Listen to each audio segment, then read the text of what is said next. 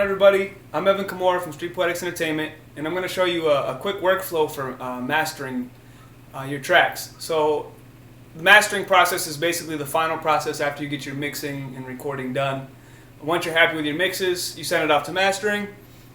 And this is the way I have this set up, is basically a way to master an album.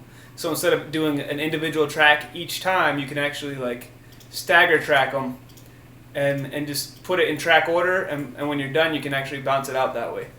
Or you can bounce individually, whatever you prefer. I'm going to show you guys how to add a track in here. I mean, most people should know it, but some people don't. I'm going to show you a different way to do it. A little bit about organization.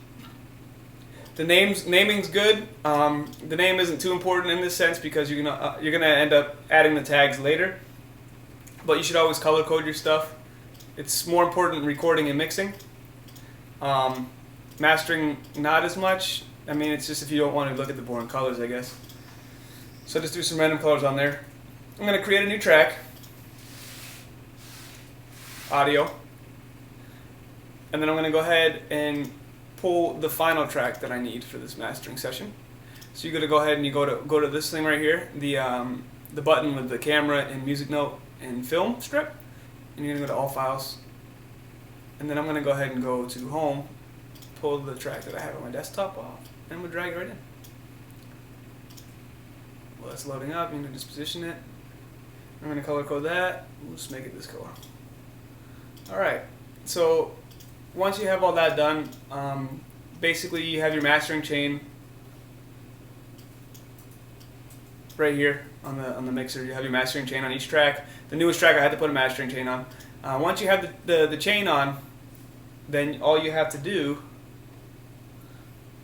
once that's all done and you're happy, you compare and contrast all the tracks for volumes, make sure everything's at industry standard levels, and no track's louder than the other. Make sure you're happy with the EQs and all that stuff. You're going to go ahead and use your cycle. So you're going to cycle it. You can either cycle one at a time, or you can cycle the whole thing. I prefer just to do one at a time, unless I'm on a real-time crunch.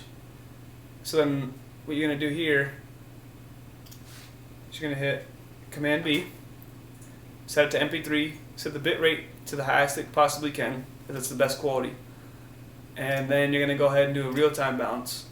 The best way to do it so you can really hear if there's any issues with the tracks. And then you're going to go to write your ID3 tags, which is where I told you the naming is important, but not as, because you're going to just name the track.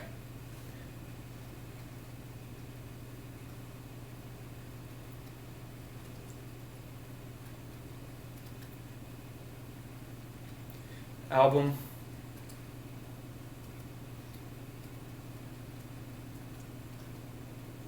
Track number 1 of 7.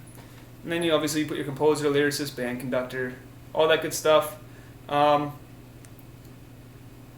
In the comment section you would mixed by, and then you put the mixer's name, and then mastered by the mastering engineer's name. Same thing, if there's multiple people on the project, you put all the names on there.